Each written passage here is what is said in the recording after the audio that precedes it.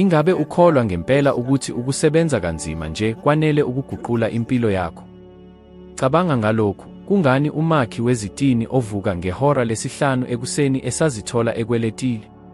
Kungani umhlengikazi, umshayeli, uthisha, umuntu olethe izimpahla, bonke labo abenza umhlaba uqhubeke ngokuzikhandla okungapheli, besahlushwa ukungakwazi ukubamba amathambo ekupheleni kwenyanga ngayinye? Kukhona iphutha eliyisisekelo kulokho esikufundisiwe. Ukusebenza kanzima ngokwako akuqinisekisi ingcebo. Esikhundleni salokho, umkhuba olula kodwa onamandla kakhulu wansuku zonke iwona oguquka konke ngempela. Awutholakali ezincwadini zezezimali noma ushunyushwa abangochwepheshe bezezimali, uvela emithethweni yendalo engabonakali. Ngakuthola lokhu ngesikhathi ngishaya phansi, ngingafundile, ngingenalo uhlelo, futhi ngingenathemba. Ngangikweleta imali eningi kunalokho engangikuzuza. Ngangingenanhlanhla noma ikhono elibonakalayo. Nokho, kwenzeka okuthile. Kwenzeka ushintsho oluncane, lwansuku zonke, futhi lwaguqula impilo yami yonke. Namuhla, ngizokwembulela lo mkhuba. Kodwa okokuqala, zibuze lo mbuzo: uma impilo yakho yamanje ibonisa ngempela imicabango yakho yansuku zonke, yimuphi umyalezo ojulile lokho okuthumelayo mayelana nokuthi ungubani? Ngakhula ngikholwa ukuthi umzamo owengeziwe uzophela uholela empumelelweni enkulu. Yilokho engakufundiswa. Iminyaka eminingi ngawulandela ngokuqinile lowo mgomo. Ngangivuka ekuseni, ngiye emsebenzini, ngisebenze isikhathi esengeziwe, ngizikhandle kakhulu kunabo bonke abanye, futhi nokho, inyanga ngayinye yayiphela ngalawo mahepa, izikweletu ezidlulelwe yisikhathi, kanye nomuzwa wokuqonda wokungabi nalutho. Kwakuzwakala njengokugijima unomphela ku-treadmill, ukunyakaza okuningi, kodwa kungekho nhlobo intuthuko yangempela. Mhlawumbe uyawazi lowo muzwa. Usebenza kanzima kakhulu, unikeza okwakho okungcono kakhulu, kodwa ekupheleni kosuku, usala uzibuza, kungani kungekho lutho oluguqukayo? Kungani, naphezu kwawo wonke umzamo wami ongapheli, impumelelo ihlale ibonakala ihlala ngaphandle kokufinyeleleka? Impendulo iyaxaka, kodwa ekugcineni iyakhulula. Umzamo womzimba, ngokwawo, awudali ingcebo. Ukube kunjalo, abasebenzi bokwakha, abahlengikazi, abashayeli, kanye nochwepheshe abaningi abakhuthele bebeyophila impilo efanele izigidi zamadola. Kodwa lokho akuyona neze iqiniso. Akusho ukuthi bancane ukufaneleka noma abakwazi, kungenxa yokuthi impilo ayiklomelisi umsebenzi nje. Iklomelisa ukuqonda okuletha emsebenzini wakho. Konke okwenzayo kuthwala ukudlidlizela namandla ahlukile. Futhi lawo mandla yiwona aqondisa umphumela. Ngangingaliqondi leli qophelo ngaleso sikhathi. Ngangikholwa ukuthi indalo yayingalungile, ukuthi inhlanhla yayikhetha abanye ngaphandle kwesizathu bese ingayinaki abanye. Kodwa iqiniso elijulile yileli: indalo ayiphenduli kakhulu ku senzo ngokwaso, kodwa ku mkhawulo kudlidliza owukhiphayo njengoba wenza. Uma usebenza usuka endaweni yokwesaba ukulahlekelwa, cishe uzobhekana nokulahlekelwa. Uma usebenza ngokukhathazeka, uzoheha ukukhathazeka okwengeziwe. Kufana ncamashi nokushuna umsakazo, uma ungaphumi kahle kumkhawulo kudlidliza olungile, kungakhathaliseki ukuthi ucindezela izinkinobho ezingaki, umsindo uzokwezwakala uhlanekezelwe. Lo mgomo ofanayo usebenza nasemalini, empumelelweni, nasebudlelwaneni. Ngesikhathi esidlule, ngangiphila ngempela esimweni sokushoda. Konke ukugxila kwami kwakugxile kulokho okwakungekho: isikhathi, imali, amathuba. Lapho ngihlala kakhulu kulokhu kushoda, kwaba sengathi kuvele kakhulu empilweni yami. Ngangiphila esimweni sokuphendula njalo, ezikweletini, emalimboleko, ezinkingeni ezintsha. Ngesikhathi ngiqasheka, isheke lami lasevele linendawo yalo. Kwakuwumjikelezo ongapheli. Inyanga eyodwa yayilandela enye, futhi ukukhathala okukhulu kwaba ukuphela kwesibonakaliso sokuthi ngangisazama nokuzama. Kodwa-ke kwase kuqala ukungabaza okuthile ngaphakathi kwami. Kungani abanye abantu babonakala bephumelela kalula kangaka, kuyilapho abanye bekhathazeka ngaphandle kokwenza intuthuko? Babehlakaniphile yini? Babenenhlanhla enkulu? Babevele basebenza kanzima yini? ngaqala ukubabuka eduze. Lokhu engakuqaphela yileli: abantu abaphumelele kakhulu babengawona ngempela abakhathale kakhulu. Babengabacacile kakhulu. Babazi kahle ukuthi bafunani, bakholwa ngobuqotho ukuthi bakufanele, futhi benza ngokusuka kuleso simo sokukholwa. Basebenza, yebo, kodwa umsebenzi wabo wawumphumela wemvelo wengqondo ehambisanayo, hayi ukubaleka okukhulu, okuyisisusa emuzweni wokunganele. Kulapho inkohliso yomzamo omkhulu iphela khona ngempela. Akuyona umsebenzi ngokwawo oguqukayo, kuyinkinga oyilethayo kuwo. Abantu abaningi basebenza ngenxa yokwesaba, ukwesaba ukulahlekelwa umsebenzi wabo, ukwesaba ukungabi nakwanele, ukwesaba ukwehluleka. Lokhu kwesaba okugcwele kudala inkundla enamandla yokushoda. Ngokungazi, konke abakuthintayo kubonakala kushoda. Ngisho nemali, lapho ifika ekugcineni, iyashelela ezandleni zabo, ngoba ingqondo yabo ihlelwe ngokuyisisekelo ukuze isinde, hayi ukuze ithole impumelelo yangempela. Ngafunda lesi sifundo ngendlela enzima kakhulu engangikwazi ukuyicabanga. Izinyanga eziningi ngazikhandla njengangaphambili, kodwa kwakuzwakala sengathi indalo yayingihleka usulu ngempela. Okuthile kwakubonakala kuvele njalo: isikweletu esingalindelekile, izindleko eziphuthumayo, ukulungisa okungazelelwe. Imali yayibonakala inempilo yayo, ingigwema ngempela. Kwaze kwaba usuku olulodwa, ngikhathele kakhulu, ngabheka esibukweni futhi ngazibona ngempela. Isibuko esangibuka emuva sasiyisithombe somuntu owayengakholwa ukuthi ufanele. Ngasebenza kanzima kakhulu ngoba ngangingakholwa ngempela ukuthi ngifanele ukukhululeka. Ngazidela, ngiqiniseka ukuthi ingcebo nomzamo omkhulu kwakuhambisana ngempela. Futhi yilapho abaningi bewela khona, bakholwa ngokungafanele ukuthi ukuhlupheka okukhulu kubasondeza ekunqobeni. Kodwa ukuhlupheka akusona isiphakamiso esingokomoya. Akukusondezi engcebweni, eqinisweni, kuyakubamba. Lokhu kungenxa yokuthi ukuhlupheka kudlidlizela kumkhawulo kudlidliza wokushoda. Ingcebo, ngokungafani, idlidlizela kumkhawulo kudlidliza wokuzwana, wokucaca, nokukholwa okungantengantengi. Kwaba ngesikhathi ngiqonda leli qiniso eliyisisekelo lapho konke kwaqala ukuguquka. Ngaqala ukubheka ngokucophelela imizwa yami ngesikhathi ngisebenza. Ngaqaphela ukuthi lapho ngenza imisebenzi ngenxa nje yesibopho, imiphumela yayihlale incane. Kodwa lapho ngisondela emsebenzini wami ngenhloso, nentshisekelo yangempela, nangomoya wokunikela, iminyango yayizovuleka kalula. Ngaqala ukuheha abantu abalungile, amathuba amasha, nemibono emihle. Akukho kwalokhu okwakwenzeka ngaphambili, lapho ukugxila kwami kwakukwenza okwengeziwe. Angisho ukuthi yeka ukusebenza. Engikugqugquzelayo ushintsho oluyisisekelo ku-mandla owaletha emsebenzini wakho. Uma umzamo wakho uqhutshwa umuzwa wokushoda, uzosebenza kuphela ukuqinisa lokho kushoda. Kodwa lapho kufakwe umbono ocacile, umzamo uguquka ube indalo enamandla. Cabanga ngalokhu: usebenzela ukuze ubalekele okuthile, noma ukuze udale okuthile.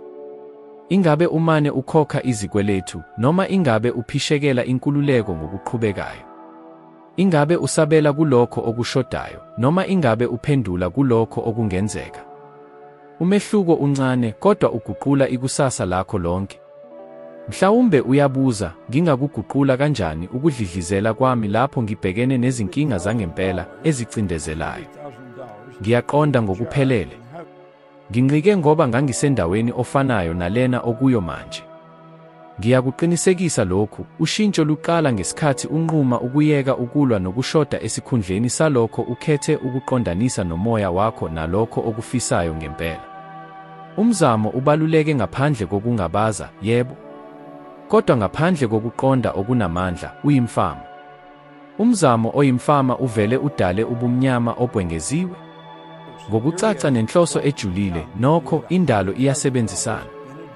Yilapho okungenzeki kuqala ukubonakala kunengqondo ngokuphelele, futhi lokho okwakungenakufinyeleleka kuqala ukusondela kakhulu. Ngakho, ngaphambi kokuthi uzibophezele emsebenzini owengeziwe, cabanga kangcono. Ngaphambi kokuthi uphuthume phambili, zilungise. Akusilo amandla ezandla zakho akha ikusasa lakho, kukuqondiswa okuqondile kwengqondo yakho. Ngafunda lokhu ngemuva kweminyaka eminingi yokuzikhandla ngokuphelelwa ithemba ngodonga olwaludinga nje umnyango.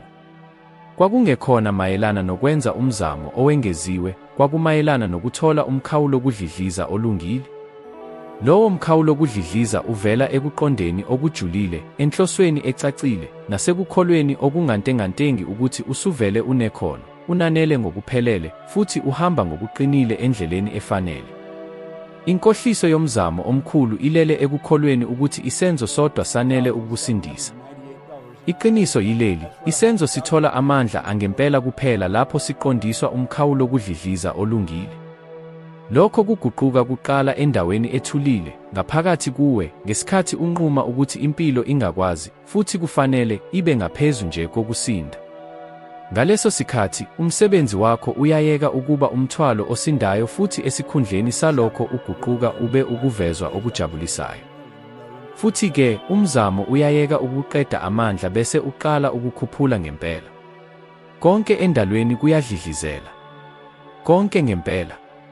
Izintaba, umoya, isikrini osibukayo, umoya okuzungezile, ngisho nomcabango owodwa ohlala isekhondi elilodwa nje, konke kuwukudlidlizela kwamandla okungapheli, kudlidlizela kumikhawulo kudlidliza eqondile kakhulu. Imali nayo ayihlukile. Akusona nje iphepha, insimbi, noma uchungechunge lwezinombolo ku-akhawunti. Imali ingamandla agxilile, ukugeleza okudlidlizelayo okuphendula ngempela kumkhawulo wokudlidliza womuntu oyihwehayayo. Isayensi isivele yabonisa ukuthi zonke izinhlayiya zezinto ziyadlidlizela, nokuthi lokhu kudlidlizela kubaluleke kakhulu ekudaleni iqiniso lethu. Bambalwa abaqonda ngempela ukuthi umgomo ofanayo ubusa izimpilo zethu ezingokomzwelo, ezezimali, nezingokomoya. Bheka eduze futhi uzoqaphela abantu ababonakala bephila esimweni senhlanhla eqhubekayo. Amathuba avela kalula, amabhizinisi ayachuma, futhi ubudlelwane obufanele buvela ngesikhathi esifanele ngempela.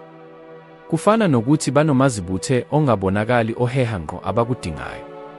Kodwa lokhu akusona isithako somlimi.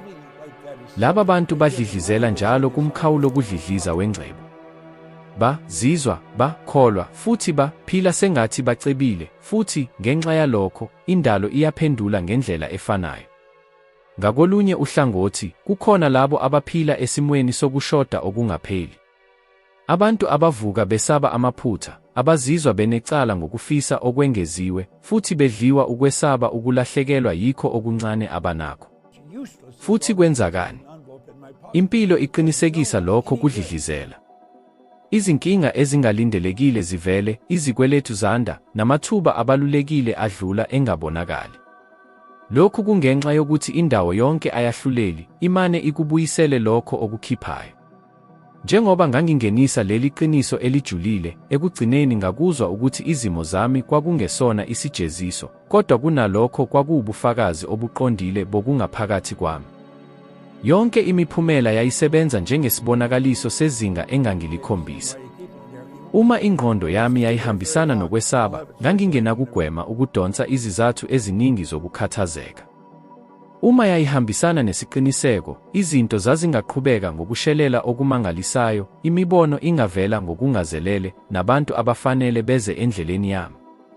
Kwakufana ncamashi nokulungisa isiteshi somsakazo, noma ngabe ngangifisa kangakanani ingoma ehlukile.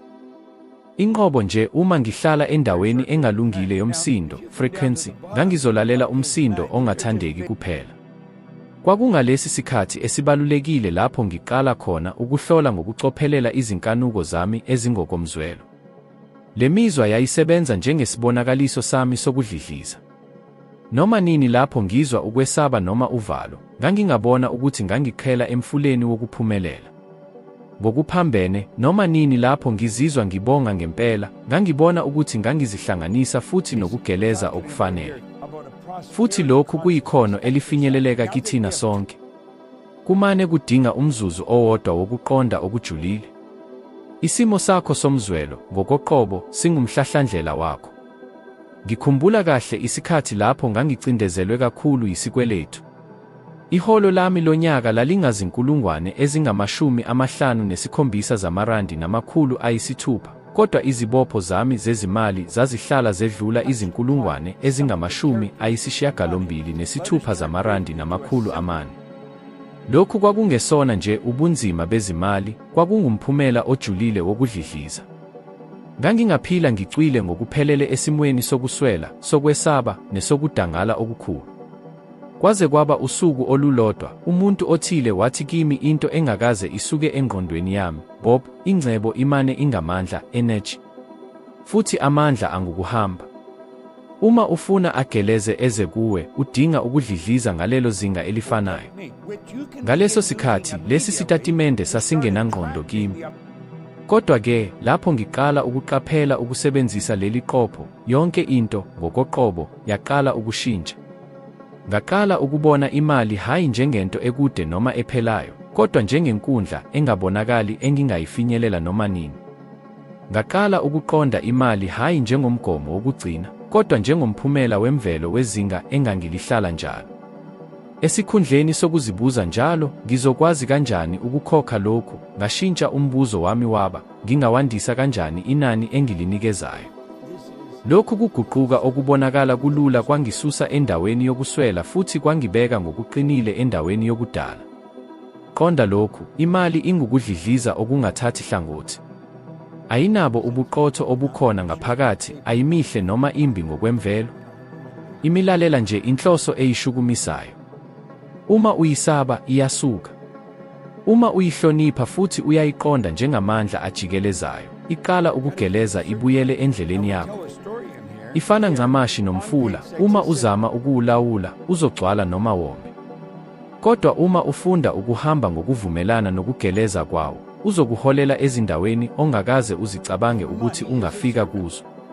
Futhi mhlawumbe usuvele uqaphele lesi simo, kunezinsuku lapho konke kubonakala kuvumelana nawe.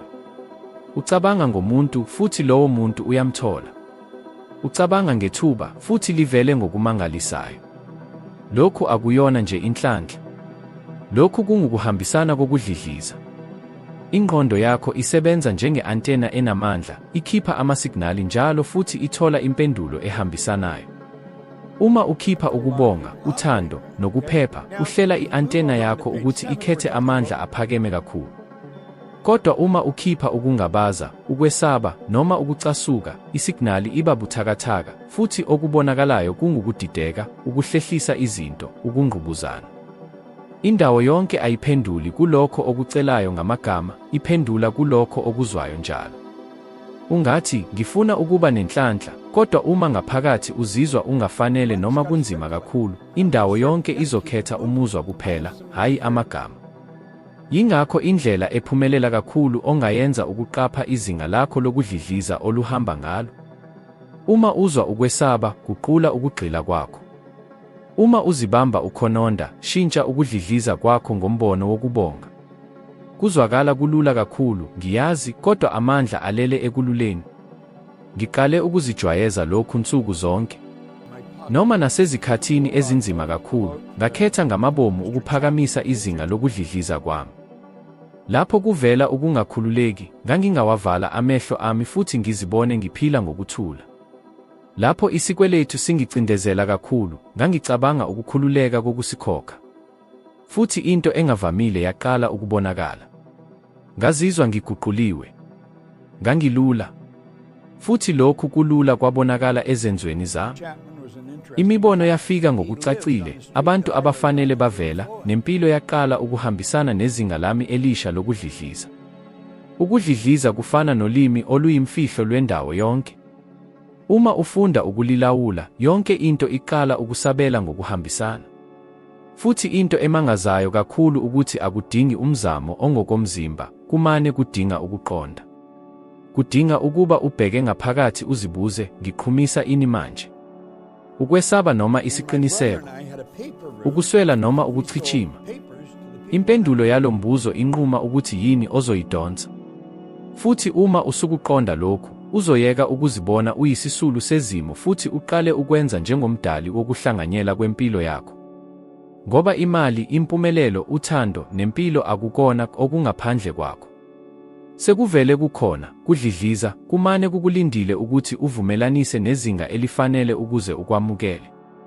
Lesi yisimangaliso sangempela sokuphila futhi siqala ngaphakathi kuwe. Kwaba khona isikhathi lapho yonke into yangicacela khona, futhi ngesikhathi esifanayo yangenza ngazizwa ngingakhululekile kakhulu. Ngangihlezi phambi komuntu othile owathatha iphepha elingenalutho ngokushesha wadweba u-A omkhulu. Wangibuka emehlweni wamemezela, "Bob, lo ngumphumela wakho. Futhi imiphumela ayikho amanga. Iveza ngqo izinga lokudlidliza olikhiphayo." Ngalowo mzuzu ngagwinya okuthile okwaguqula phakade indlela engangibuka ngayo impilo. Lokho engangikuhlukanise njengedlinhlupheko, isiphetho, noma ukungabi nabulungisa, kwakumane kungubufakazi obuqotho bezinga lokudlidliza engangililondoloza ngaphakathi. Lelo lalingafanekiseli ngaphezu kwezinombolo noma izehlakalo, kwakuwubufakazi bokwazi kwami. Ngaleyo nkathi ngangihambisana nokuswela. Imizwa yami, imibono yami, ngisho namagama engangiwasebenzisa ayethwele umthwalo wokuswela. Lapho umuntu ebabuza ngesimo sami, impendulo yami yayihlala ifana, "Siphila nje." Le nkulumo ephindaphindwe ngokungaqapheli kwakuyisaziso samandla. Futhi indawo yonke, ngokulalela, yanginika izizathu ezingaphezu kwalokho zokuthi phila nje.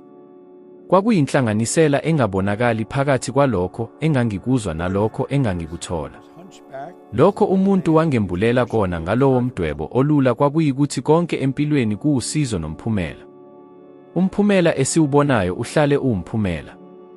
Usizo luhlala ngaphakathi kithina, ekudlidlizeni esikukhipha nsuku zonke.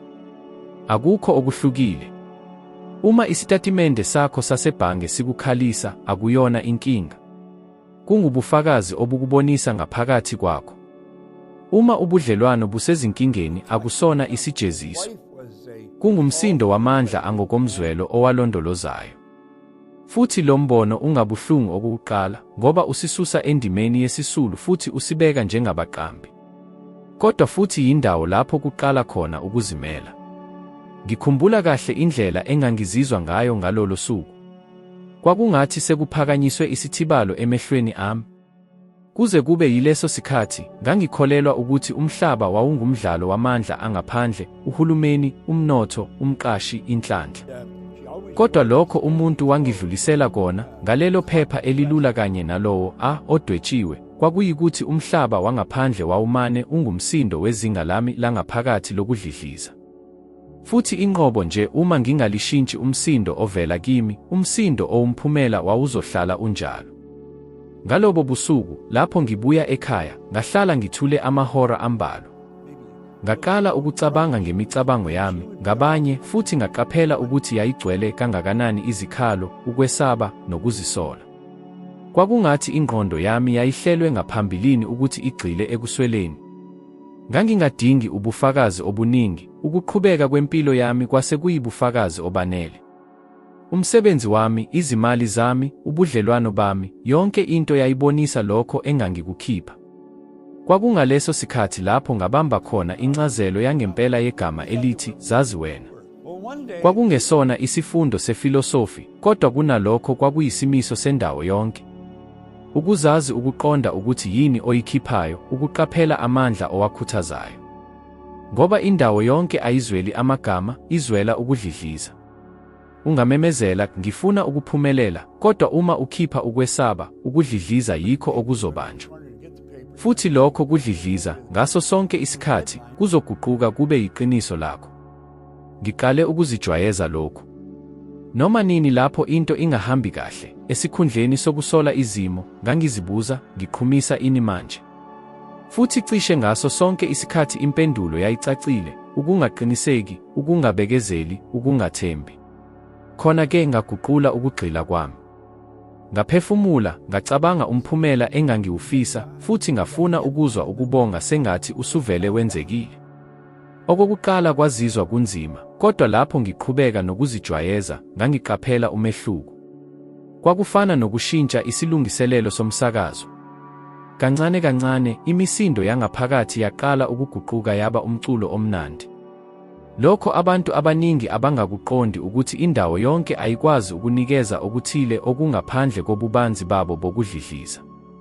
Uma udlidliza ukuswela noma ngabe umemezela ngifisa ukuchichima, lokho indawo yonke ekuhumushayo ukuswela, futhi ikunika okwengeziwe kwalokho.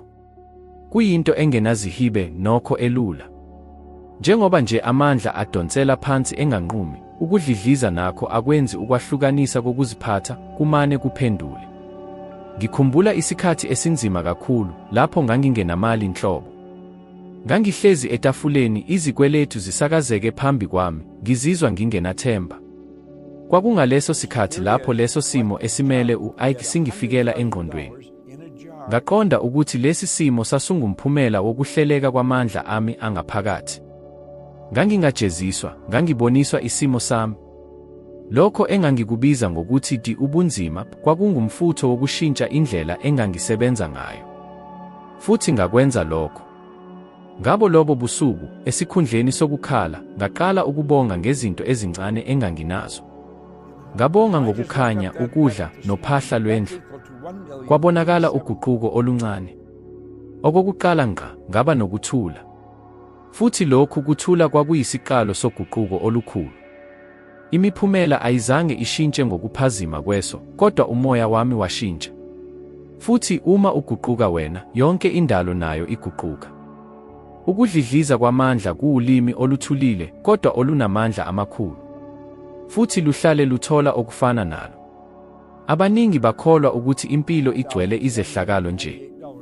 Ngafunda ukuthi akukho okwenzeka ngengozi, kodwa konke kunokuhambelana. Yonke into ekusondelayo ihambisana nento ephakathi kwakho. Yingakho abanye abantu bengena empilweni yakho bese abanye besuka, kungani amanye amathuba ebonakala ekufuna bese amanye ekugwema. Ngumthetho wokudlidliza osebenza, uklama buthule yonke iminingwane yempilo yakho. Ngingasho ukuthi lokhu kwaba ukubonakala okukhulu, futhi kwakunjalo. Ngoba kwangiphoqa ukuba ngibhekane neqiniso elingakhululekile, ngingumdali wakho konke, impumelelo nokuhluleka, ukuchuma nezikweletu, injabulo nokuswela. Futhi uma nginemandla okudala ubuhlungu, ngingakwazi futhi ukucabanga ikhambi. Umehluko wawusenjini kuphela engangikhetha ukuyigcina. Lokhu kubona kwanginika into engekho imali engayithola, amandla okukhetha ngamabomu amandla engifisa ukuwakhipha. Futhi kusukela ngalowo mzuzu konke kwaqala ukuhlangana. Abantu abafanele bavela, amathuba anda, nempilo yayeka ukuba uchungechunge lokusabela ukuze ibe ukuvela okuqaphelayo. Umphumela uhlale uyisibuko. Umbuzo uthi, yini oyethulayo manje? Kwakungonyaka wama-1961 lapho impilo yami yaqala ukushintsha. Futhi konke kwaqala ngento eyayibonakala ihlekisa. Ngangididekile ngokuphelele, ngisebenzela umnyango wezicishamlilo waseToronto, ngingenayo imali eyanele, ngigcwele izikweletu, futhi ngingenathemba langempela ngekusasa. Kwaze kwaba yilapho kungena umuntu empilweni yami wangitshela into eyayizwakala njengobuhlanya ngaleso sikhathi.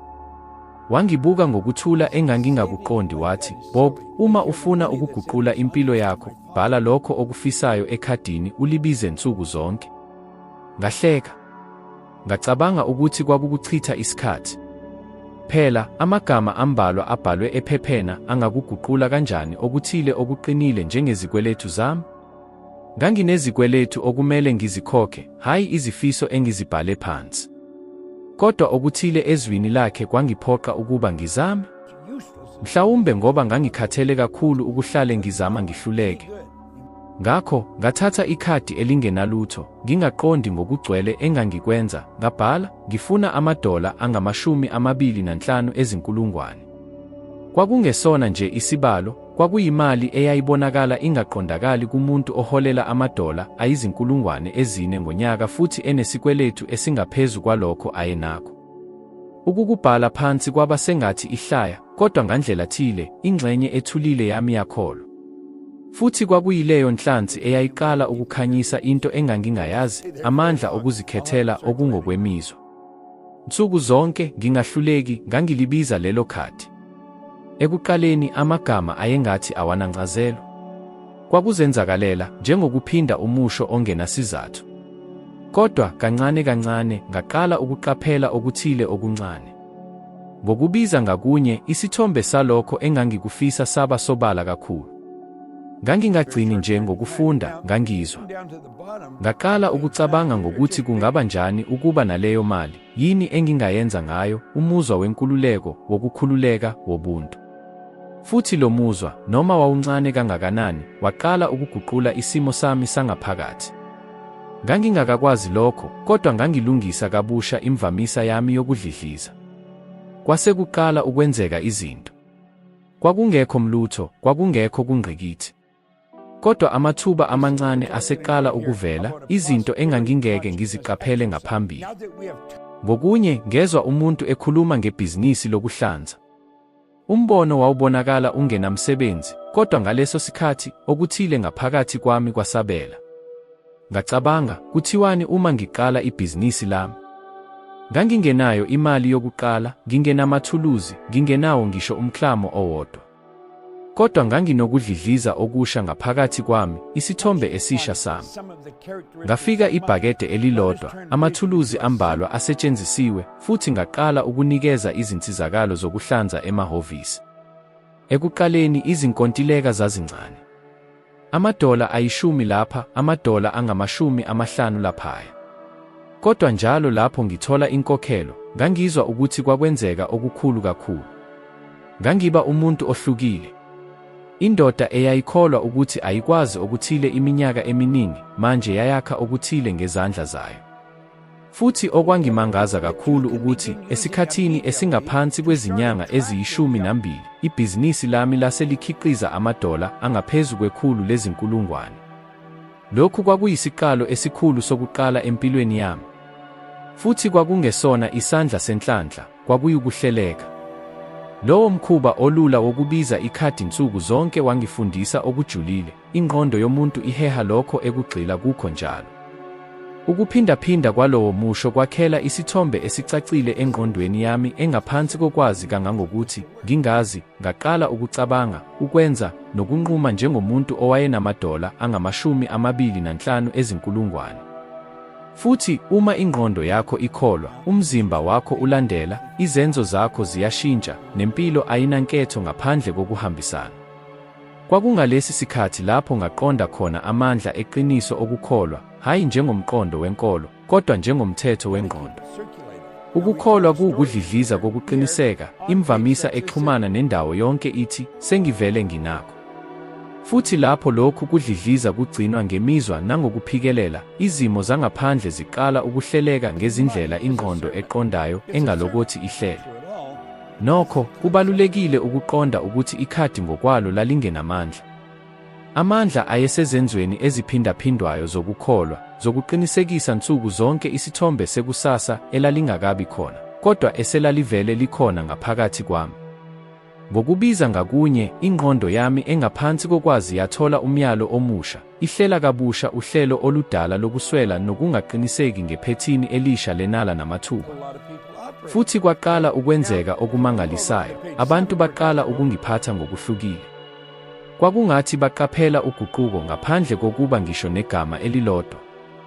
Uma uguqula ukudlidliza kwakho, umhlaba uyaqaphela. Akudingeki ukuba uqinisekise muntu, amandla ayakwenza lokho ngawe. Lesi kwakuyisikhathi sokuqala ngaqonda incazelo yokuthi ngiyenza sengathi sekwenzekile. Ngangingenzi ngamanga, ngangizihlela. Nsuku zonke, indoda engangiyiyo yaqala ukunyamalala, nendoda engangifisa ukuba yiyo yazuza amandla. Futhi lapho ngilibiza kakhulu lelo khadi, kwaba okwemvelo kakhulu. Kwakungasewona umgomo okude, kwakuyisithunzi. Uguquko alwenzekanga ngobusuku obubodwa, kodwa lwaluqinisekile. Ngoba ukudlidliza okulungile kuhlale kuthola indlela efanele. Akunakwenzeka ukuqukatha ingqondo enqumile futhi ehlelelwe imvamisa yempumelelo. Indalo ayimelani nokudlidliza okuqhubekayo kokukholwa nenhloso. Futhi yileyo ndlela ikhadi elilodwa elilula lephepha, elibhalwe ngokungabaza futhi labizwa ngokuphikelela, elaba ibhuloho elangihambisa kusukela ekubeni isicishamlilo esigcwele izikweletu kuya kusomabhizinisi onenqwaba yemali. Futhi, uma ngibheka emuva, ngiyabona ukuthi lowo mzuzu kwakungesona nje isiqalo soguquko lwezimali, kwakuyukuzalwa kokwazi obusha. Ngafunda ukuthi konke ukuguquka kuqala kokungabonakali engqondweni. Ngaphambi kokuba kuvele umphumela, wena ongaphakathi kumelwe wamukele amathuba. Ngoba umhlaba wenyama umane uyisibuko sezithombe zengqondo ozibamba ngemizwa. Lelo khadi kwakuyisinyathelo sokuqala sokuba ngiqonde umthetho onamandla amakhulu endalo. Awuheheli lokho okufunayo, uheha lokho oyikho. Futhi ngaleso sikhathi ngangiyisilo umuntu owayezikholwa efanele. Kwakuyisiqalo sangempela sakho konke. Ingqondo yomuntu iyinguquko enamandla kunazo zonke ezake zaba khona futhi ngesikhathi esifanayo engaziwa kakhulu. Kwamakhulu ambalwa eminyaka, abantu bazama ukuguqula izimpilo zabo kuphela ngamandla omzimba, umsebenzi ongapheli, amasu angaphandle, kodwa cishe akekho owaqaphela ukuthi konke kuqala ngaphakathi, kulokho okucabanga njalo nangokuqhubekayo. Kwangithatha iminyaka eminingi ukuba ngikuqonde lokhu. Kwakungaleso sikhathi lapho ngaqala khona ukufunda ingqondo ngokujulile, futhi ngibheka ukuziphatha kwabantu, lapho ngaqaphela khona ukuthi ubuchopho bufana nesihlungi, abubonisi umhlaba njengoba unjalo, kodwa njengoba ukholwa ukuthi unjalo. Kunesakhiwo ebuchosheni esibizwa nge-reticular activating system. Yilokho okunquma ukuthi yini ogxila kuyo nokuthi yini oyishaya indiva. Yisizathu sokuthi uma ucabanga ngokuthenga imoto entsha eyodwa, uqala ukuyibona yonke indawo. Lezo zimoto zazikhona njalo, kodwa manje kuphela ingqondo yakho ekuvumela ukuba uzibone. Lokhu kwenzeka ngoba ubuchopho busebenza njengerada ekhethayo, buthatha kuphela lokho okuhambisana nezinkolelo zakho eziyinhloko. Okufanayo kwenzeka ngempumelelo, ngemali, nangamathuba. Ahlale ekhona, asizungezile sonke, kodwa yilabo kuphela abahlahlelela imvamisa efanayo abangawathola. Ngakho, ngiyaqinisa, ukuswela nenala akuzona izimo zezimali, kodwa izimo zengqondo. Lokho okukholwa ukuthi kungenzeka kuchaza lokho ubuchopho obukubonayo njengokutholakalayo. Uma inkolelo iyona ethi imali inzima, ingqondo icindezela amathuba afakazela okuphambene. Kodwa, ngokukhetha ukukholwa ukuthi imali igeleza ngokukhululeka kimi, ubuchopho buqala ukugqamisa amaqiniso, abantu, nemiqondo eqinisekisa lenkolelo entsha. Futhi lapho lenkolelo iqinisekiswa kakhulu, yilapho i-reticular activating system ihlela kabusha ukuyisekela. Lokhu kungubuchwepheshe bezinzwa, hhayi ukubhula. Ukuphindaphinda umqondo kufana nomgwaqo odalwe ehlane. Ekuqaleni kunzima ukuhamba, ugcwele izithiyo futhi awucacile. Kodwa-ke, lapho umuntu ehamba kakhulu kuwo, kulapho uhambo luba lula khona. Yile ndlela imicabango yakha ngayo imigudu yobuchopho. Ngokuphindaphinda ngakunye, ukuxhumana kuya kuba namandla, kube okuzenzakalelayo kakhudlwana. Futhi, ngokungazelele, umuntu akusadingeki ukuba azame ukucabanga kahle ingqondo yakho iqala ukusebenza kulokho kuhleleka okusha. Ukuguqulwa kuba okwangaphakathi. Lesi siprofetho sangenza ngaqonda ukuthi kungani abaningi behluleka, ngisho nangemva kokufunda izincwadi ezingamashumi amaningi noma ukubukela amakhulu ezinkulumo ezikhuthazayo. Bondla izingqondo zabo ngemibono emisha izinsuku ezimbalwa, kodwa ngokushesha babuyela ezindleleni zabo ezindala. Inkinga akukhona ukuntuleka kolwazi, kodwa ukuntuleka kokuphindaphinda okungaguquki. Ingqondo yamukela kuphela lokho ekuzwa njalo. Ingqondo engaphansi kwesazela yakhiwa ukuphindaphinda okungaguquki, hhayi ukushuba. Lapho ngiqala lo mkhuba, ngabona into ehlukile. Noma nini lapho ngibuka ikhadi elinenhloso yami, kwakungesona nje isimemezelo, kwakungukuqeqeshwa kobuchopho. Ngangiqeqesha ngempela ubuchopho bami ukuba bubone amathuba amasha. Futhi lapho ngifunda kakhulu, kulapho isithombe sasigxila kakhulu kimi. Isayensi yobuchopho icacisa ukuthi ingqondo ayihluki phakathi kwalokho okucatshangwayo nalokho okuhlangenwe nakho. Uma umqondo ubona ngomzwelo owanele, umzimba usabela njengokungathi umcimbi wenzeka ngempela. Yingakho ukucabanga okujulile kunamandla angaka, kuyala isikhungo sokulawula ingqondo ukuba silungiselele impumelelo ngaphambi kokuba ibonakale. Ngaqala ukucabanga ngokucophelela yonke iminingwane yokuphila engangikufisa. Ngazibona ngivuka endaweni ethulile, ngishayela imoto yamaphupho ami, ngibamba izingxoxo ezithokozisayo, ngithola ukwaneliseka nokwaziswa. Ekuqaleni kwakubonakala nje kuwukuchitha isikhathi engqondweni. Kodwa-ke, njengoba ngangikugcina lokhu kwenza kwansuku zonke, ngaqala ukubona ukuthi indawo engizungezile yashintsha ukuze ihambisane nokuqonda kwami kwangaphakathi. Abantu baqala ukuvela, amathuba aziveza, futhi imicabango eyayingenzi ngisho ngicabange ngayo ngaphambili yaqala ukukhula. Kwakungesiyo inhlanhla. Kwakungendlela ubuchopho bokuqwashisa obusebenza ngayo. Ukuphindaphinda kwangaphakathi kwakushintsha imvamisa yalokho engangikhetha ukukudonsela kimi. Futhi kwakungesikhona ukuthi amathuba avele ngokungazelele nje, ayelokhu ekhona. Okwashintsha kwakungukugxila kwami. Futhi ukugxila kubaluleke kakhulu. Kumelele isixhumanisi phakathi kwalokho okungabonwa nalokho okubonakalayo, phakathi kokucabanga nokubonakaliswa. Isibonelo esicacile salokhu sitholakala esipiliyoni esisodwa esake sabhekana naso sonke. Esimweni sothando olukhulu, umhlaba ubonakala ukhanga kakhulu, unempilo. Umuntu uqaphela izingoma ezintsha, imibala egqamile kakhulu, isimo esihlukile samandla kubantu. Eqinisweni akukho lutho olungaphandle olushintshile, ushintsho lwenzeka ngaphakathi kuwe. Ingqondo yakho iye yalola ukugxila kwayo, futhi manje yonke into idlidliza ngemvamisa efanayo nomuzwa wakho onamandla. Yilokhu kanye okwenzeka lapho ukhipha amandla okuchuma. Indawo ekuzungezile ayishintshi kuqala, wena uguqulwa, bese umhlaba ubonisa lolu shintsho.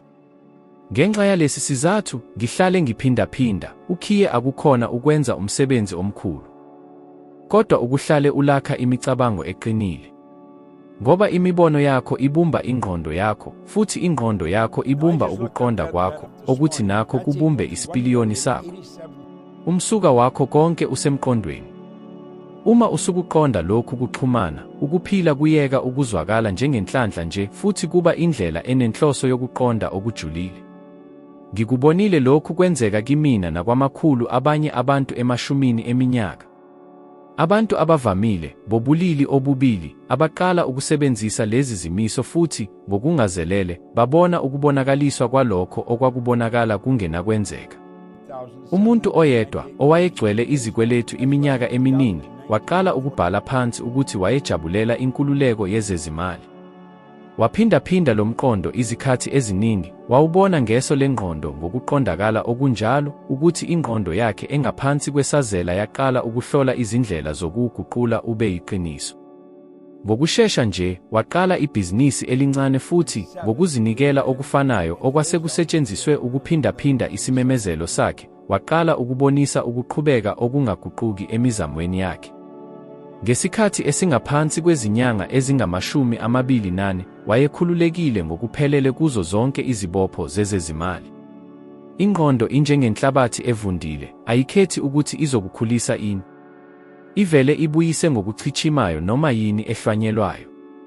Uma uhlwanyela ukwesaba nokushoda, uvuna ukuntuleka. Uma uhlwanyela ukuzethemba nokuchuma, uvuna ingcebo. Isinqumo ngaso sonke isikhathi esakho, ngisho noma sisebenza ezingeni elingaphansi kwesazela. Futhi ukuphela kwendlela yokuqinisekisa ukuthi uhlakulela izinto ezifanele kungukusebenza ngokuqhubekayo.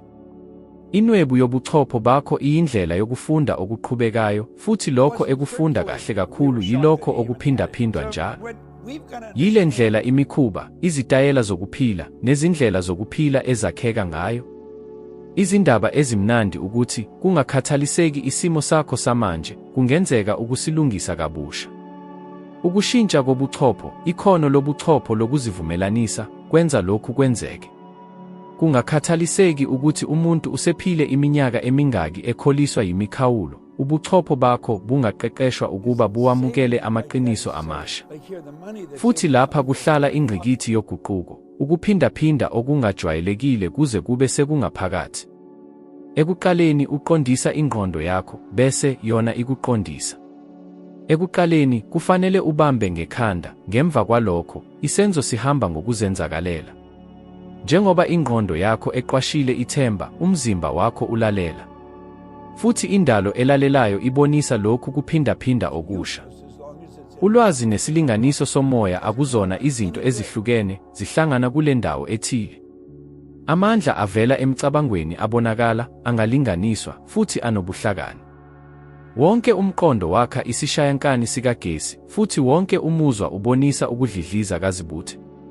Ngokubambisana, zakha inkundla yakho kazibuthe kagesi, umyalezo owusakaza endalweni. Futhi, njenganoma yikuphi ukusakaza, kudinga ukucaca nokuphindaphinda ukuze kuqondwe.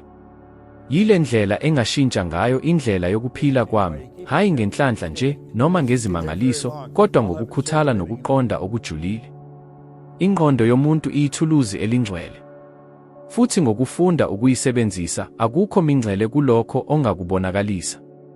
Sonke isifiso sesivele sikhona esimweni esilele. Umsebenzi kuphela ukulola ukugxila kwakho, ukuphindaphinda iphethini entsha, futhi uvumele ukuphindaphinda okufanele kuveze lokho obekulokhu kufinyeleleka. Ngoba ekugcineni indalo ayidali lokho okufisayo.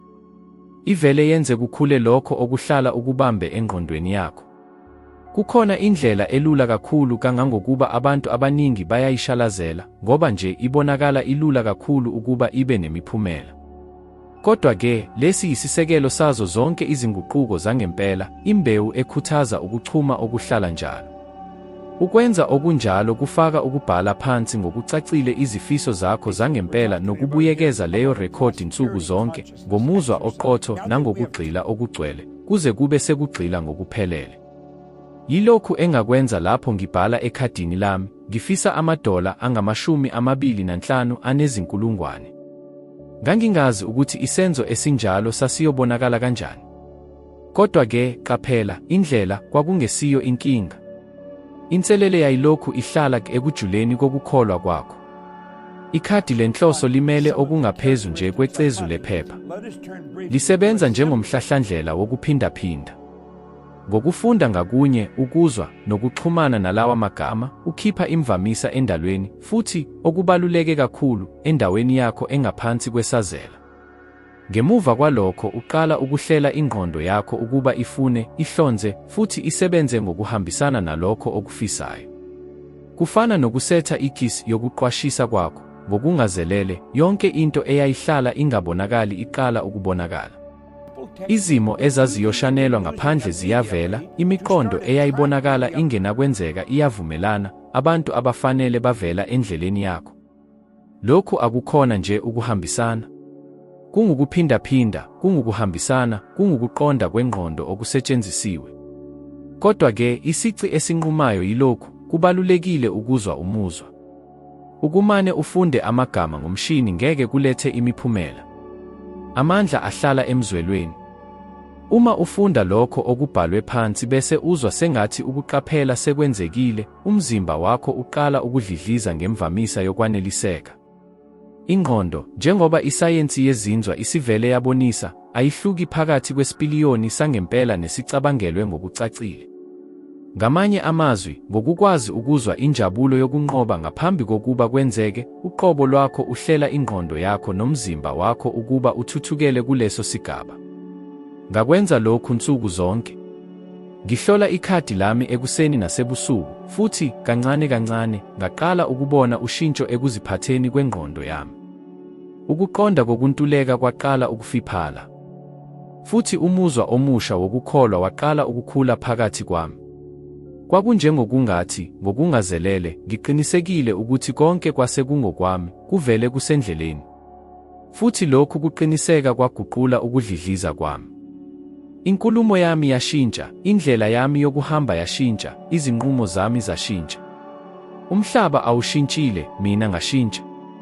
Abantu bayangibuza, kodwa lokhu kusebenza kubo bonke abantu. Futhi ngiyaphendula, kusebenza kulabo abakhetha ukwenza, hayi nje ukuqonda. Kuleli qophelo kuhlala ingqikithi yemfihlakalo. Ulwazi luba yize ngaphandle kwesenzo esihambisanayo. Kungenzeka ukubukela yonke ividiyo, ukufunda yonke incwadi, ukukhuluma zonke iziqinisekiso ezimnandi, kodwa-ke, ngaphandle kokusebenzisa nsuku zonke, akukho shintsho olwenzekayo.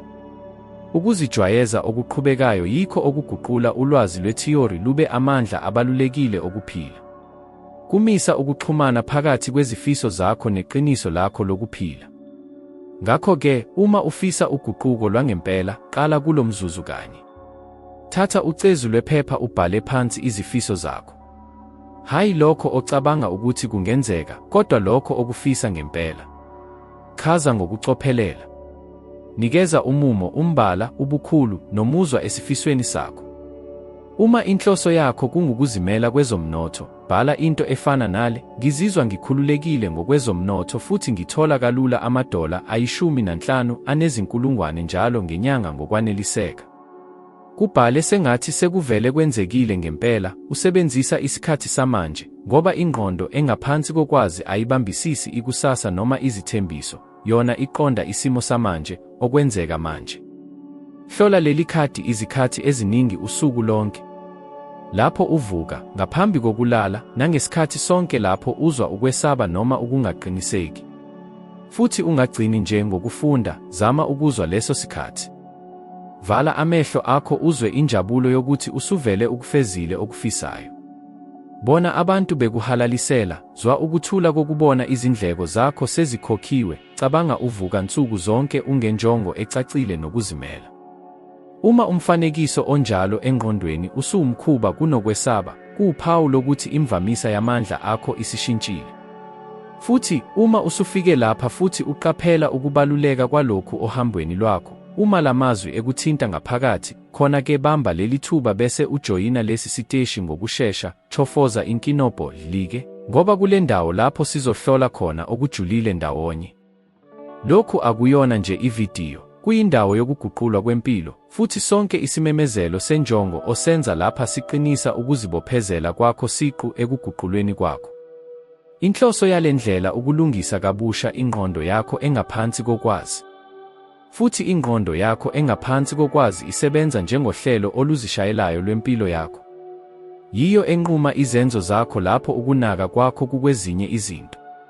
Ngokushintsha uhlaka oluyisisekelo uguqula indlela ohamba ngayo. Nokho, khumbula, lokhu kudinga ukubekezela okukhulu. Ekuqaleni izindlela ezindala zizomela. Zizozama ukukuqinisa ukuthi kuwubuwula, ukumosha isikhathi, ukuthi iqiniso alisebenzi kanjena. Lokhu kuwumqondo wemikhuba yakudala ozama ukukugcina endaweni yakho yokunethezeka. Kunganaki. Qhubeka. Lena yindlela umkhuba omusha osema ngaphakathi ngayo. Ngokufunda ngokuphindaphindiwe, ngazo zonke izinzwa ozizwayo, uqinisa umfanekiso wengqondo weqiniso lakho elivuselelwe. Futhi, ngokungazelelwe, ungaze uqaphele, uqala ukwenza ngendlela ehlukile, uqala ukuxhumana nabantu obugwema ngaphambilini, wamukela amathuba owake wawenqaba, wenza izinqumo ezake zabonakala ziyingozi. Konke lokhu kungenxa yokuthi inkundla yakho yamandla isishintshile. Abantu abakuzungezile bazokubona. Bazobuza ukuthi kwenzekeni, kungani ubonakala uziqiniseka kakhudlwana, uzolile, unenhlanhla kakhudlwana. Futhi mhlawumbe uzomamatheka, ngoba uzoqonda ukuthi akukho okungaphezu kwemvelo okwenzekile. Okushintshile yimvamisa.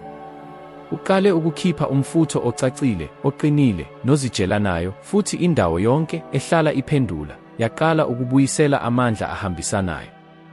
Lo mkhuba wansuku zonke akukhona mayelana nempahla ebonakalayo, noma inani lemali olibhalayo. Kumayelana nobuntu oqala ukubuphetha njalo lapho uhamba kulezi zimemezelo. Uqeqesha ingqondo yakho engaphansi kokwazi ukuba izibone njengomuntu ofanelekayo, okwaziyo, nomamukelayo. Futhi lapho ingqondo yakho yamukela ngokugcwele lobu buntu, wonke umhlaba uyazivumelanisa nakho. Ngibone abantu bejika ngokuphelele ngale ndlela. Indoda ethile yangithinta, yabelana ngokuthi yayisocwile ezikweletini, engenathemba, futhi iphelelwe yithemba kakhulu. Ngayicela ukuthi yenze into eyodwa kuphela, ibhale phansi inani lemali eyayifisa ukuyizuza futhi ibuke ikhadi nsuku zonke, izizwa ngempela sengathi sekuvele kuyiqiniso. Ngemuva kweminyaka emibili, wayengagcini nje ngokukhokha zonke izikweletu zakhe zezimali, kodwa wayesezuza okungaphezu kwalokho ayekukhomba ngaso sonke isikhathi. Okwangihlaba umxhwele kakhulu, nokho, kwakungesiyo imali ayitholile, kodwa ukukhanya emehlweni akhe njengoba ememezela, manje, ngikholwa ukuthi ngiyifanele. Lokhu kungumphumela walomkhuba. Kubuyisela amandla akho okukholwa. Futhi ngokukholwa ubonakalisa. Ngoba indawo yonke ihlala iphendula kulokho okuzwa ngaphakathi, hayi nje kulokho okukhipha emlonyeni njengesifiso. Ngalesi sizathu, yenza lo mkhuba ube yisenzo sakho sansuku zonke. Noma kubonakala kulula, noma kubonakala kunenani elincane. Kukukuphindaphinda okuqhubekayo kwezenzo ezincane lapho kukhula khona izinguquko ezinkulu. Futhi khumbula, njalo lapho uphethe leli thuluzi ezandleni zakho, awufundi nje umusho. Uqinisekisa indawo yonke, nakwena uqobo, ukuthi usuvele ungumuntu okwazi ukuzwa lelo qiniso. Leli yiqiniso eliyisisekelo. Impilo yakho ayishintshi ngokufisa nje, iguquka ngoba ukhetha ukuzwakala ngemvamisa ehlukile.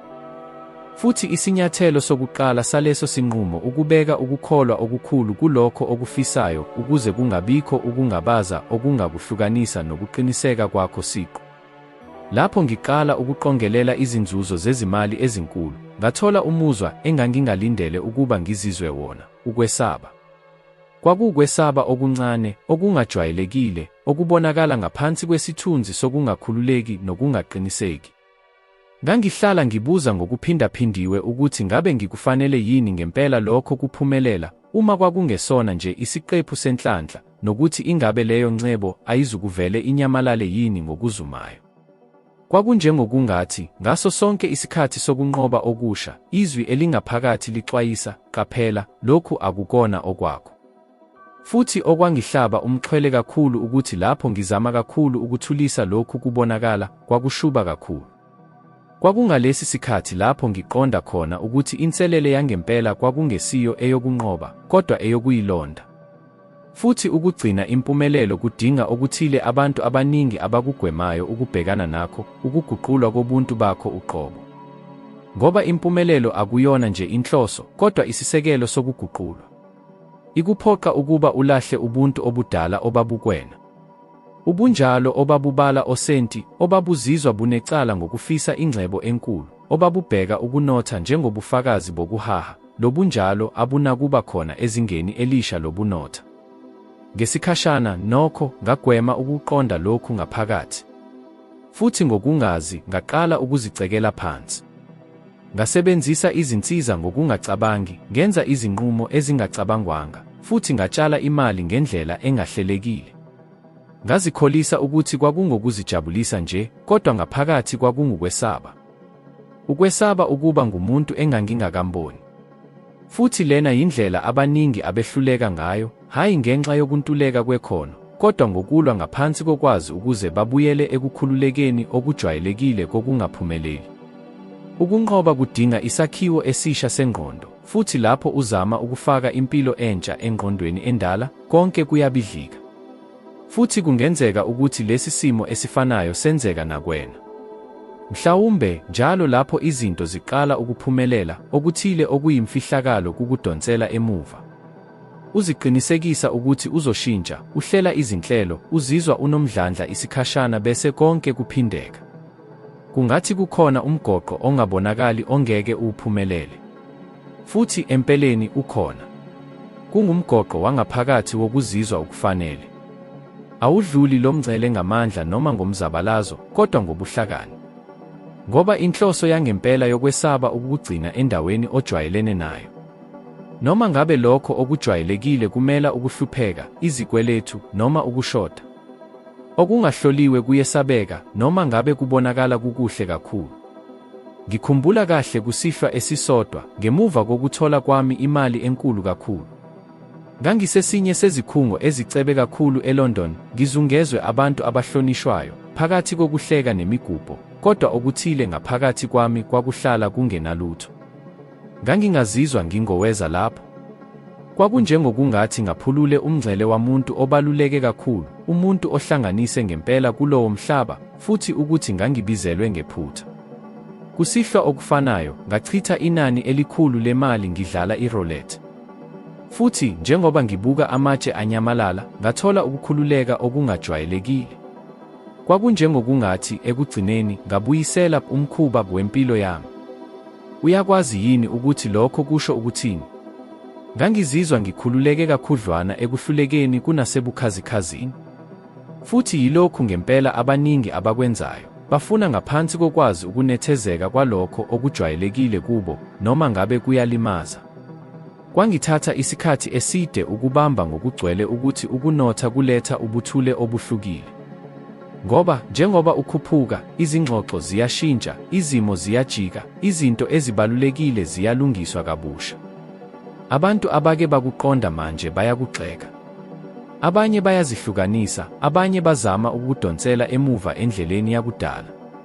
Futhi uma ungakulungiselele ngokwengqondo, uzothambekela ekubuyeleni emuva ukuze nje ulondoloze ubuhlobo bokuba yingxenye. Nokho, kulokhu kumele kwenziwe isinqumo esibalulekile. Ufisa ukuhlala uboshwe yilokho okukuvimbayo, noma ufisa ukuveza ubunjalo bakho bangempela? Ukuziphendukela kwemvelo kunzima, futhi ubuhlungu bokukhuphuka bufana nokwesaba ukuntuleka. Nokho, ziyizinto ezihluke ngokuphelele. Ukwesaba ukulahlekelwa kuvela ekushodeni. Ubuhlungu bokuthuthuka buvela ekwandeni. Okunye kuyakunciphisa, okunye kuyakuguqula. Manje, lapho ngibheka emuva, ngiyaqonda ukuthi lokho kwesaba kwakuwuphawu loshintsho.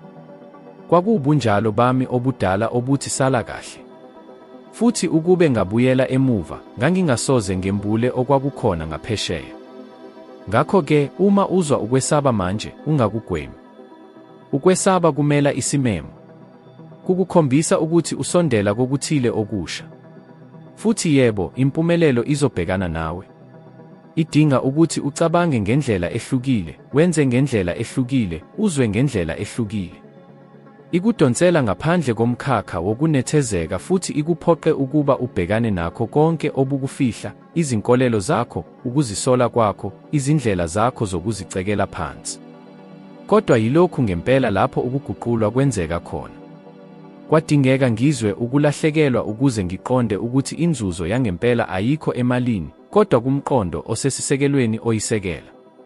Ingcebo ingamandla, futhi uma imvamisa yayo isazwakala nokwesaba, ngeke ihlale. Iyaphela. Nokho, ngokuzivumelanisa nokuqiniseka kwangaphakathi komuntu oqaphela inani lakhe, ukunotha kuqala ukuhamba ngokuzenzakalelayo. Uyayeka ukuyijaha bese uqala ukuyibiza. Ukwesaba kuguquka kube ukuncoma. Ukungakhululeki kube ubuhlakani. Impumelelo ayisathathwa njengento eyenzeka ngengozi, kepha iba yisimo esingapheli. Kulapho-ke konke kuguquka khona. Ngoba ekugcineni uyaqonda ukuthi impumelelo yangempela ayikona ukuba nezinto eziningi, kodwa ukuba ngumuntu omkhulu ngokwakho. Inhlanhla iyisibuko esiqotho salokho okungaphakathi kuwe. Ayilwakhi ubuntu bakho, kepha iyabubonakalisa. Ngakho-ke, lapho umuntu eqoqa imali eningi ngaphandle kokushintsha ukwakheka kwakhe ngokwengqondo nangokomzwelo, umphumela uhlala ufana, ukuwa. Bheka, kukhona abantu abazuza udumo, ukuceba okukhulu, ukubusa, bese ngesikhathi esifushane balahlekelwe yikho konke. Lokhu akubangelwa ukuphambana kwezinto emhlabeni, kodwa ngenxa yokuthi umongo wabo wawusashaya ngesimo sokuswela, sokuzisola, nokwesaba. Kufana nokuzama ukubamba amanzi embizeni ephukile, kungakhathalekile ukuthi uthela malini, konke kuyaphela. Imali ayivezi ukuthi ubani ofisa ukuba nguye, iveza ukuthi ubani onguye ngempela lapho kungekho muntu obhekile. uMike Tyson uyiqoqo elibonisa lokhu ngokucacile. Ezingeni eliphakeme kakhulu lomsebenzi wakhe wobungcwethi, waqoqa ngaphezu kwama300 ezigidi zamadola aseMelika. Wayewuphawu lokunqoba, amandla, negunya. Kodwa-ke, ngaphakathi kuye, wahlala engumfana owayebuthakathaka waseBrooklyn, ezama ukuqinisekisa ukubaluleka kwakhe emhlabeni owayemshaye indiva. Inotho yafika ngaphambi kokuba aphulukiswe. Futhi lapho into enjalo yenzeka, lokho okubonakala kuyisipho kuguquka kube umthwalo.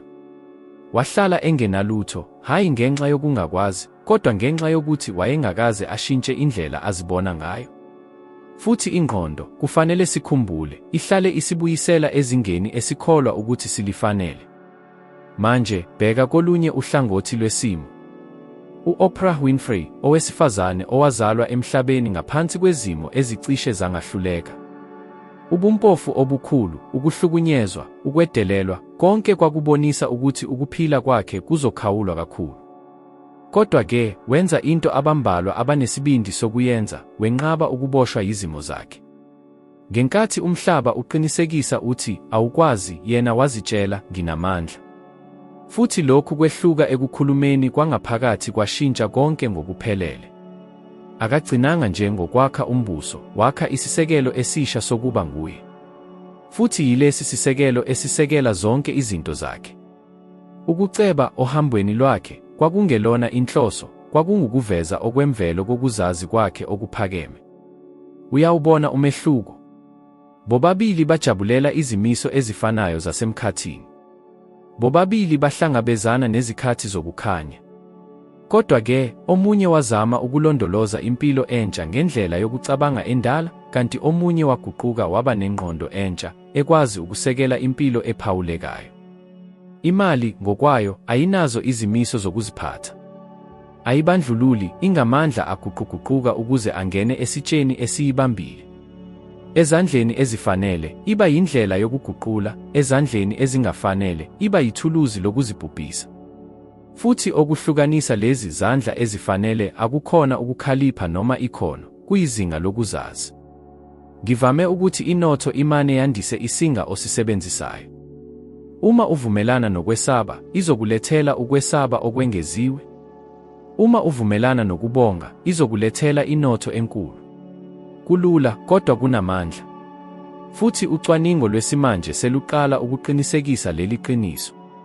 Izifundo ngesimo sokwaneliseka ngokomzwelo nangobuningi zibonisa ukuthi abantu abanesisekelo esikhulu sokuzizwa bekwazi bayakwazi ukwakha nokuqhubeka nengcebo ngokungaguquguquki kakhulu. Akukhona ukuthi banekhono elikhulu, kodwa ngoba, ngaphansi kwengqondo, bakholwa ukuthi bahambisana nayo. Abayilwi nemali, abayijahi ngaphandle kokuyeka, bayayithola. Ngokuvamile, lapho abantu bengibuza ukuthi kungani bengakwazi ukuqhubeka nempumelelo, ngithi, ngoba nisaqhubeka nokuvumelanisa ukukhanya nobumnyama ngendlela efanayo yokucabanga eyabangela ukuhlupheka kwenu. Ukwandisa kwangempela kwenzeka lapho zombili izinhlangothi zokulinganisa zihlangana. Lapho uqonda ukuthi ukuphumelela akusho ukuzilahla ngalokho obuyikho, kodwa ukuhlonipha uhambo olukuholele kulesi sikhathi. Kukuqonda ubuhlungu, kodwa ukukhetha ukungalawulwa yibo. Kukuwamukela amandla akho, kodwa ukuwasebenzisa ngenhloso. Khumbula, inotho ayibaguquli abantu, imane ikhiphe umbozo. Izoveza ukwesaba kwakho, ukuncika kwakho, izinkolelo zakho ezijule kakhulu.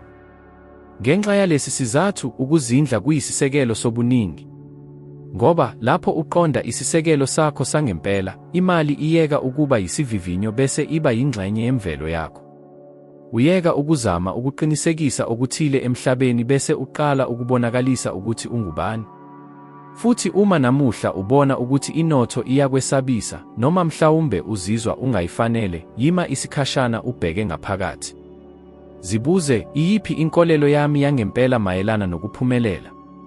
Ingabe ngiyibona impumelelo njengengozi noma ilungelo elingokwemvelo? Ngiyayesaba noma ngiyayemukela? Impendulo yale mibuzo ayibumbi nje kuphela isitatimende sakho sezezimali, kodwa nekhwalithi yokuphila kwakho.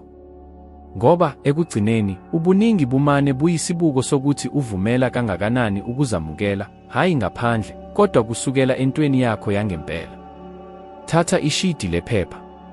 Yebo, okuthile okulula, okubonakalayo. Manje cabanga ukuthi leli qhezu lephepha lingamela iphuzu elibalulekile ekuphileni kwakho. Akukhona ngoba linesiphiwo esingavamile, kodwa ngoba kulo uzolungisa isiqalo sokuphila kwakho okusha. Ngiye ngasebenzisa le ndlela. Futhi lesi senzo esincane sashintsha konke ngokuphelele. Ngabhala lapho engangikufisa ngempela, hayi lokho okwakubonakala kungenzeka, hayi lokho abanye ababekucabanga ukuthi kufanele ngikufise, kodwa lokho okwenza inhliziyo yami ishaye ngamandla. Ngaleso sikhathi, ngangicishe ngingenayo imali eyanele yokukhokha izikweletu zami, nokho, ngabhala, ngithola amadola aseMelika angama-25 anezinkulungwane ngonyaka. Kwakuyisamba esangibonakala singenakwenzeka. Futhi mhlawumbe ngenxa yaleso sizathu, kwaba nomthelela omkhulu kangaka. Amasonto ambalwa ngangilibheka lelo phepha elincane nsuku zonke. Ekuqaleni ingqondo yami yangihleka usulu. Ngangibheka lawo mazwi bese ngicabanga, ngikhwabanisa ubani? Kodwa-ke, kancane kancane, isenzakalo esingavamile saqala ukubonakala. Ngiqala ukuzwa izinto. Akukhona nje ukuchaza, kodwa ukuphila ngempela ukuthi kungaba njani ukuphila kulelo zwe. Ngangizokwenzani ngalelo nani? Kungaba njani ukuvuka njalo ekuseni ngazi ukuthi sengikufinyelele lokho? Futhi ngokwenza kanjalo okuthile ngaphakathi kwami kwashintsha. Kwakungathi isinga esisha sakhiwa ngaphakathi kwami. Imicabango yaqala ukuvela, amathuba abonakala, abantu engingabazi bawela indlela yami. Futhi akukho nalokukodwa kwalokhu okwenzeka kwaba ngengozi. Iningi labantu lilindela ukuthi isimo sangaphandle sishintshe kuqala ngaphambi kokukholwa, kodwa indawo yonke ayisebenzi kanjalo. Kubalulekile ukukholwa kusenesikhathi. Ngoba ukukholwa yikho okushintsha isinga. Futhi umhlaba obonakalayo uhlale uphendula esingeni, hayi ezimemezelweni. Kwakulapho-ke ngiqonda ukuthi isenzo esilula sokubhala singaphezu kwesimemezelo kuwukuzibophezela okuyisinga. Lapho ubhala phansi okufisayo ephepheni, uyazikhulumela wena, ngizinikela kulesi simo. Kufana nokuthi udlulisa emhlabeni, kulapho ngifisa ukuba khona. Kulapho ngifanele ukuba khona. Kulesi sikhathi, ungase ucabange ukuthi lokhu kulula kakhulu. Ungase ucabange ukuthi ukubhala ephepheni nokulibuyekeza nsuku zonke ngeke kubangele ushintsho. Nokho, ubulula bakho yibo obunikeza amandla amakhulu kangaka. Ingqondo yomuntu ijwayele ukwenqaba okungelula, ikholwa ukuthi okubangela uguquko kufanele kube okuyinkimbinkimbi. Nokho, iqiniso liwukuthi uguquko olukhulu luvela ezenzweni ezincane eziphindaphindwa ngokukholwa. Ukuphindaphinda yikho okuguqula uhlelo. Ngokufunda ikhadi lakho, ngokuphindaphindiwe, uyondla ingqondo yakho engaphansi ngohlelo olusha. Futhi ingqondo engaphansi yiyona empeleni eqondisa ukuphila kwakho. Ngokuvamile, abantu bangibuza, Robert, kodwa kuthiwani uma ngingakukholwa ngempela engikubhalayo? Ngihlala ngiphendula, akudingeki ukholwe kulesi sikhathi, vele uzilolonge. Ngoba ubuchopho abuhlukanisi phakathi kwalokho okucatshangelwayo nalokho okuhlangenwe nakho, bumane buphendule kulokho okuphindaphindayo ngomuzwa. Ngokubuyekeza ngakunye, wakha izindlela ezintsha zobuchopho, izindlela ezintsha zokuzwa. Futhi into ekhanga kakhulu ukuthi, lapho lo mbono uba namandla kunokwesaba, iqiniso liqala ukuzivumelanisa nawo. Uyeka ukulwa nezimo bese uqala ukudonsa lokho okuhambisana nesakhiwo sakho esisha sokwengqondo. Ngikhumbula umuntu owangifuna kanye. Wayenqikaza, ehola imali encane kakhulu, futhi ethwele umthwalo wokuphila konke elalela ukuthi wayengeke abe lutho. Ngamnika ikhadi elingenalutho ngamnxusa, bhala phansi okufisayo ngempela. Wamoyizela, wacabanga ukuthi lesi siphakamiso sasezinganeni, kodwa wagcina ebhale, ngithola amadola aseMelika ayizinkulungwane eziyishumi ngenyanga. Ekuqaleni wayengakwazi nokukhipha amazwi. Nokho, wazimisela ukuzinikela kule ndlela. Wabhala, waligoqa iphepha, waqala ukuliphetha esikhwameni sakhe. Nsuku zonke, wayelibheka lelo khadi ngaphambi kokuphuma ekhaya. Ngesikhathi esifushane, waqala ukushintsha izimo zakhe, wacela ukunyuswa kwemali, waqala isifundo esisha sokuqeqeshwa, wandisa ibhizinisi lakhe. Ngemuva kwesikhathi esingangeminyaka emibili, wangithumelela incwadi engazisa ukuthi imali ayitholayo yayingama$300,000 aseMelika ngenyanga. Futhi ekugcineni, wanezela okuthile okungazange kuphume ezingqondweni zami, Robert, inani lalingumphumela nje. Okwaguquka ngempela ngumuntu engaba nguye. Leli yilona mandla angempela amazwi abhalwe phansi. Akugcini nje ngokwenza okuthile kubonakale, kukuguqula ube umuntu okwazi ukuqhubeka nalokho okufisayo. Ukufunda ngakunye kuqinisa isisekelo sakho esisha, kukhiqize izindlela zokuziphatha ezihambisanayo.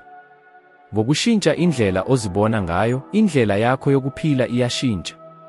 Indawo yonke iphendula kulokhu ngokucophelela okungapheli. Ingqondo iyithola izinto. Uma inyakaza ngokuswela, izoheha ukuswela okwengeziwe. Nokho, uma uzilungiselela ubuningi, uzoqaphela amathuba ahlala ekhona, kodwa ongawaphawuli ngaphambilini. Isimangaliso sangempela yilokhu: awudali lutho ungalunyalalanga, kodwa ushintsha lokho okukubonayo. Konke bekulokhu kukhona, kulindele ukuthi wena uhambisane nakho. Ngakho-ke, bhala phansi izifiso zakho. Songa iphepha. Liphathise nawe. Lifunde ekuseni, emini, nasebusuku. Ngakho konke ukufunda, zizwe sengathi kuyiqiniso. Ungakuboni nje ngeso lengqondo ukuthi yini ongaba nayo, kodwa nokuthi ungazizwa kanjani uba ngumuntu onjalo. Uma kungukuthi uyathandabuza, qhubeka. Ngoba isenzo sokuphikelela yisona esihlukanisa abaphuphayo nalabo abenzayo. Ukuphikelela kuyindlela yokukholwa. Ngokuhamba kwesikhathi, uzoqaphela into eyodwa: umhlaba awushintshi ngokungazelelwe, nguwe oshintshayo. Uma ushintsha, umhlaba uyasabela. Abantu bazokuphatha ngokwehlukile, iminyango eyayivalekile izovuleka, futhi okungenakwenzeka kuzokwenzeka ngokwemvelo.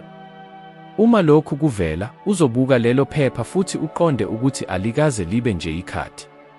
Kwakuyisinyathelo sokuqala sokuba yilokho obukwazi njalo ukuba yikho. Ngaphambi kokuba uqale usuku lwakho, thatha umoya ojulile futhi ucabange ukuthi ubani odinga ukuzwa lokhu. Mhlawumbe umuntu ocaphune ekungabazeni, ekwesabeni, noma okholelwa ukuthi sekwephuze kakhulu ukushintsha. Yabelana ngale vidiyo nalowo muntu. Awazi ukuthi umyalezo olula ungashintsha kangakanani impilo. Ukubonga kwami ngobukhona bakho, ngokulalela ngengqondo evulekile, nangokuvumela lamazwi ukuba athole indawo ngaphakathi kuwe. Qhubeka nokuzijwayeza, qhubeka nokukholwa, ngoba inqubo isiqalile. Ngikulindele kuvidiyo elandelayo, lapho ngizothatha khona esinye isinyathelo ohambweni lokwandisa nokuthola. Kuze kube yileso sikhathi, gcina ingqondo yakho emvamisa efanele, yalokho ofisa ngempela ukuba yikho.